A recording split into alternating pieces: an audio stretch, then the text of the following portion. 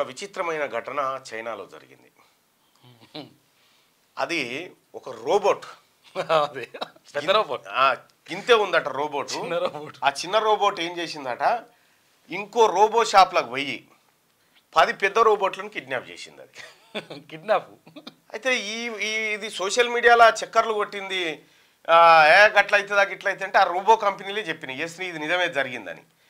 విషయం ఏంటంటే ఈ రోబో ఏం చేసింది, ఓ షాపులకు పోయింది. షాపులకు పోయి ఆడున్న రోబోలతో ముచ్చట పెట్టింది. ఏమని,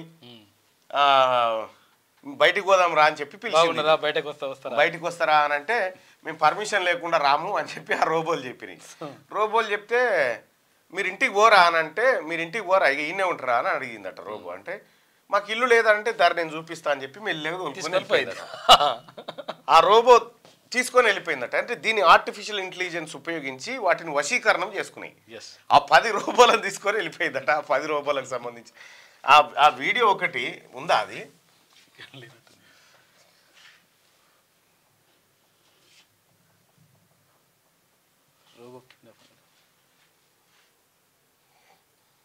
robo kidnapping China.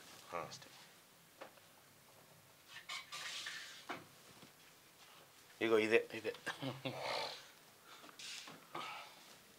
CCTV footage.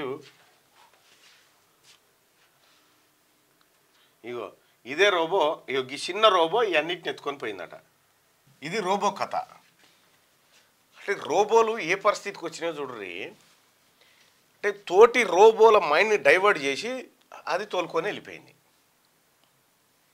వశీకరణం ఓ రకంగా ఇది అంటారు అన్నట్టు. వశీకరణం, దానికి మరుగుమందు ఇవన్నీ వస్తాయి. అన్ని సరే అదేదో బర్లకో బిర్లకో పెట్టిరని చెప్తారు వెనకట, కానీ పెట్టిరో ఏందో అది మనకు తెలియదు. కానీ విషయం ఏంటంటే రోబోలు ప్రపంచంలో ఏ స్థాయిలోకి, ఇప్పుడు మనుషులు చేసే పనేనా ఇది, రోబోలు చేసే పనేనా ఇది, ఈ కిడ్నాపింగ్ మాయమాటలు చెప్పేసుకోవడం. రోబో సినిమాలో చూసినాం. అయితే యాక్చువల్ గా రోబో ఒక మనిషిని ప్రేమిస్తుంది, ఆ పిల్లని ప్రేమించేసి నాకే కావాలంటది. ఇది ఇది ఎంత ప్రమాదకరమైనటువంటి విషయము. ఒకతాన కోతి ఏదో కోతి దొంగతనం చేస్తుంది, తెచ్చి ఓనర్కి ఇస్తుంది. ఓ తాన పావురమో ఏదో షాపులలో పోయి ఎత్తుకొస్తుంది, ఈయన దాంట్లో వేసిపోతుంది. ఈ రకంగా కొన్ని జరుగుతూ ఉన్నాయి ప్రపంచంలో. క్యూ న్యూస్ ఛానల్లో పనిచేయటకు అనుభవం గల సీనియర్ వీడియో ఎడిటర్స్ కావాలను సంప్రదించవలసిన నెంబర్ 8688926084. qnewsads@gmail.com ను సంప్రదించండి. లైక్ చేయండి.